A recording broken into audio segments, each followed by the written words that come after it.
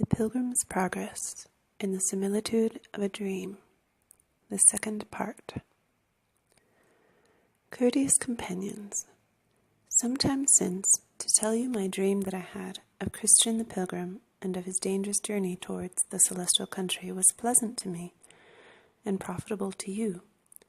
I told you then also what I saw concerning his wife and children, and how unwilling they were to go with him on pilgrimage, insomuch that he was forced to go on his progress without them, for he durst not run the danger of that destruction which he feared would come by staying with them in the city of destruction.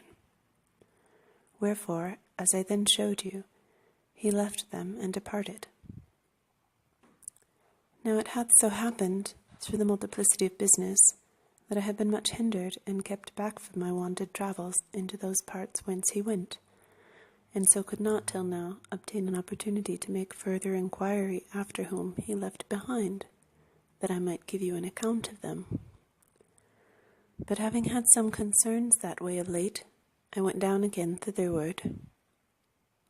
Now, having taken up my lodgings in a wood, about a mile off the place, as I slept, I dreamed again.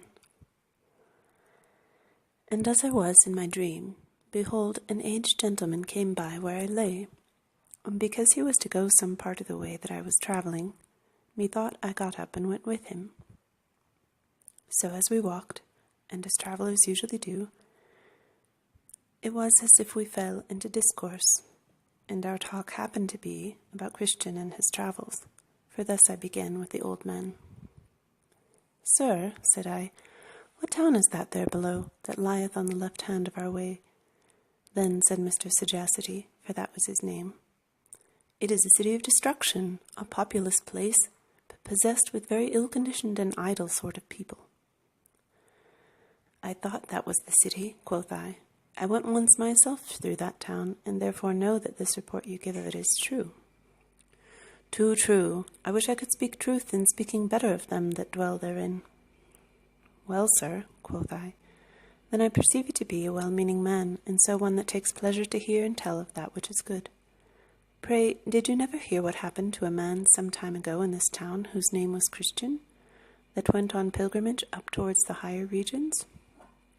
"Hear of him? Aye, and I also heard of the molestations, troubles, wars, captivities, cries, groans, frights, and fears that he met with and had on his journey.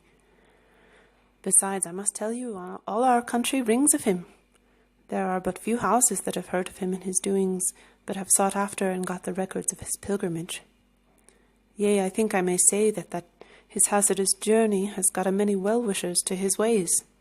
For though when he was here he was a fool in every man's mouth, yet now he is gone, he is highly commended of all. For it is said, he lives bravely where he is. Yea, many of them that are resolved never to run his hazards, yet have their mouths water at his gains."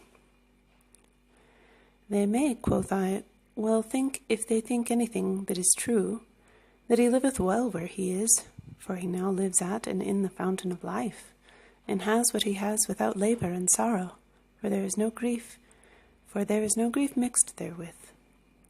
But pray, what talk have the people about him?" "Talk? The people talk strangely about him. Some say that he now walks in white, that he has a chain of gold about his neck, that he has a crown of gold beset with pearls upon his head. Others say that the shining ones that sometimes show themselves to him on his journey are become his companions, and that he is as familiar with them in the place where he is as here one neighbour is with another. Besides, it is confidently affirmed concerning him that the king of the place where he is has bestowed upon him already a very rich and pleasant dwelling at court, and that he every day eateth and drinketh and walketh and talketh with him, and receiveth of the smiles and favours of him that is judge of all there. Moreover, it is expected of some that his prince, the lord of that country, will shortly come into these parts, and will know the reason, if they can give any, why his neighbours set so little by him, and had him so much in derision, when they perceived that he would be a pilgrim. For they say that now he is so in the affections of his prince, and that his sovereign is so much concerned with the indignities that were cast upon Christian when he became a pilgrim, that he will look upon all as if done unto himself. And no marvel, for it was for the love that he had to his prince that he ventured as he did. I dare say, quoth I am glad on it. I am glad for the poor man's sake, for that he now has rest from his labour, and for that he now reapeth the benefit of his tears with joy, and for that he has got beyond the gunshot of his enemies, and is out of the reach of them that hate him. I also am glad for that a rumour of these things is noised abroad in this country.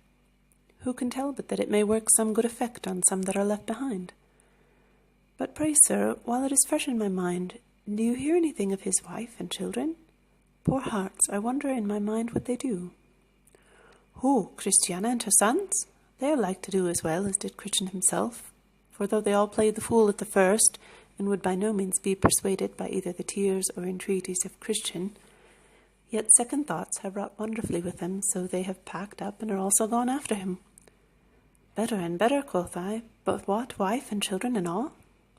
It is true, I can give you an account of the matter, for I was upon the spot at the instant and was thoroughly acquainted with the whole affair. Then said I, a man, it seems, may report it for a truth. You need not fear to affirm it. I mean that they are all gone on pilgrimage, both the good woman and her 4 boys, and being we are, as I perceive, going some considerable way together, I will give you an account of the whole of the matter. This Christiana, for that was her name from the day that she, with her children, betook themselves to a pilgrim's life, after her husband was gone over the river, and she could hear of him no more, her thoughts began to work in her mind. First, for that she had lost her husband, and for that the loving bond of that relation was utterly broken betwixt them. For you know, said he to me, nature can do no less but entertain the living with many a heavy cogitation in the remembrance of the loss of loving relations. This therefore of her husband did cost her many a tear. But this was not all, for Christiana did also begin to consider with herself whether her unbecoming behaviour toward her husband was not one cause that she saw him no more, and that in such sort he was also taken away from her. And upon this came into her mind by swarms all her unkind, unnatural, and ungodly carriages to her dear friend, which also clogged her conscience and did load her with guilt. She was, moreover, much broken with calling to remembrance the restless groans, brinish tears, and self-bemoanings of her husband, and how she did harden her heart against all his entreaties and loving persuasions of her and her sons to go with him. Yea, there was not anything that Christian either said to her or did before her, all the while that his burden did hang on his back, but it returned upon her like a flash of lightning, and rent the caul of her heart in sunder, especially that bitter outcry of his, "What shall I do to be saved?" did ring in her ears most dolefully. Then said she to her children, "Sons, we are all undone. I have sinned away your father, and he is gone. He would have had us with him, but I would not go myself. I also have hindered you of life." With that the boys fell all into tears and cried out to go after their father. "Oh," said Christiana, "that it had been but our lot to go with him, then had it fared well with us, beyond what it is like to do now. For though I formerly foolishly imagined concerning the troubles of your father, had they proceeded of a foolish fancy that he had, or for that he was overrun with melancholy humours, yet now it will not out of my mind but that they sprang from another cause, to wit, for that the light of light was given him, by the help of which, as I perceived, he has escaped the snares of death." Then they all wept again and cried out, "Oh, woe worth the day!" The next night Christiana had a dream, and behold she saw as if a broad parchment was opened before her, in which were recorded the sum of her ways. And the times, as she thought, looked very black upon her. Then she cried out aloud in her sleep, "Lord, have mercy upon me, a sinner!" And the little children heard her. After this, she thought she saw 2 very ill-favoured ones standing by her bedside, and saying, "What shall we do with this woman? For she cries out for mercy waking and sleeping. If she be suffered to go on as she begins, we shall lose her as we have lost her husband.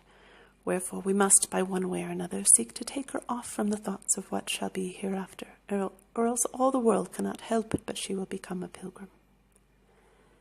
Now she awoke in a great sweat, also a trembling was upon her, but after a while she fell to sleeping again, and then she thought she saw Christian, her husband, in a place of bliss, among many immortals, with a harp in his hand, standing and playing upon it, before one that sat on a throne with a rainbow about his head. She saw also as if he bowed his head with his face to the paved work that was under the prince's feet, saying, I heartily thank my lord and king for bringing of me into this place. Then shouted a company of them that stood round about, and harped with their harps. But no man living could tell what they said but Christian and his companions. Next morning, when she was up, had prayed to God and talked with her children a while, one knocked hard at the door, to whom she spake out, If thou comest, in God's name, come in. So he said, Amen, and opened the door, and saluted her with, Peace be to this house. The which when he had done, he said, Christiana, knowest thou wherefore I am come? Then she blushed and trembled. Also her heart began to wax warm with desires to know whence he came, and what was his errand to her. So he said unto her, My name is Secret. I dwell with those that are high. It is talked of where I dwell, as if thou hadst a desire to go thither. Also there is a report that thou art aware of the evil thou hast formerly done to thy husband, in hardening of thy heart against his way, and in keeping of these thy babes in their ignorance. Christiana, the merciful one has sent me to tell thee that he is a God, ready to forgive, and that he taketh delight to multiply to pardon offences. He also would have thee know that he inviteth thee to come into his presence, to his table, and that he will feed thee with the fat of his house, and with the heritage of Jacob thy father.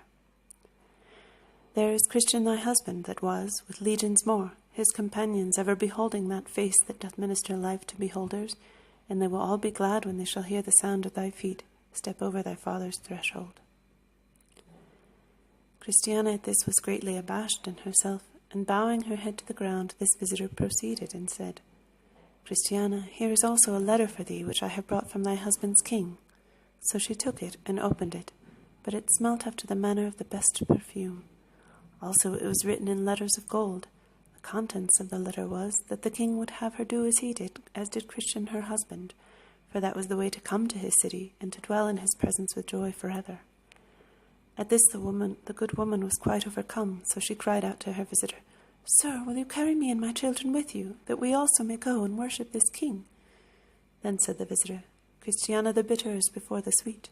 Thou must through troubles, as did he that went before thee, enter this celestial city. Wherefore I advise thee to do as did Christian thy husband. Go to the wicket gate yonder, over the plain, for that stands in the head of the way up which thou must go. And I wish thee all good speed. Also I advise that thou put this letter in thy bosom, that thou read therein to thyself and to thy children, until you have got it by rote of heart. For it is one of the songs that thou must sing while thou art in this house of thy pilgrimage. Also this thou must deliver in at the further gate. Now I saw in my dream that this old gentleman, as he told me this story, did himself seem to be greatly affected wherewith. He moreover proceeded and said, So Christiana called her sons together, and began thus to address herself unto them. My sons, I have, as you may perceive, been of late under much exercise in my soul about the death of your father. Not for that I doubt at all of his happiness, for I am satisfied now that he is well. I have been also much affected with the thoughts of mine own state and yours, which I verily believe is by nature miserable.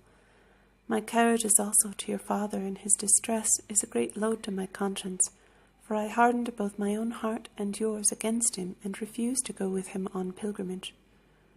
The thoughts of these things would now kill me outright, but that for a dream which I had last night, and but for the encouragement that this stranger has given me this morning. Come, my children, let us pack up and be gone to the gate that leads to the celestial country, that we may see your father and be with him and his companions in peace, according to the laws of that land. Then did her children burst out into tears of joy, so that the heart of their mother was so inclined. So their visitor bade them farewell, and they began to prepare to set out for their journey.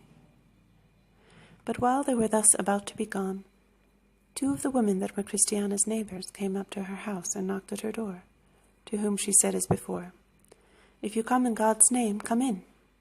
At this the women were stunned, for this kind of language they used not to hear, or to perceive to drop from the lips of Christiana. Yet they came in. But behold, they found the good woman a-preparing to be gone from her house. So they began and said, Neighbour, pray, what is your meaning by this? Christiana answered and said to the eldest of them, whose name was Mrs. Timorous, I am preparing for a journey. This Timorous was daughter to him that met Christian upon the hill Difficulty, and would have had him go back for fear of the lions.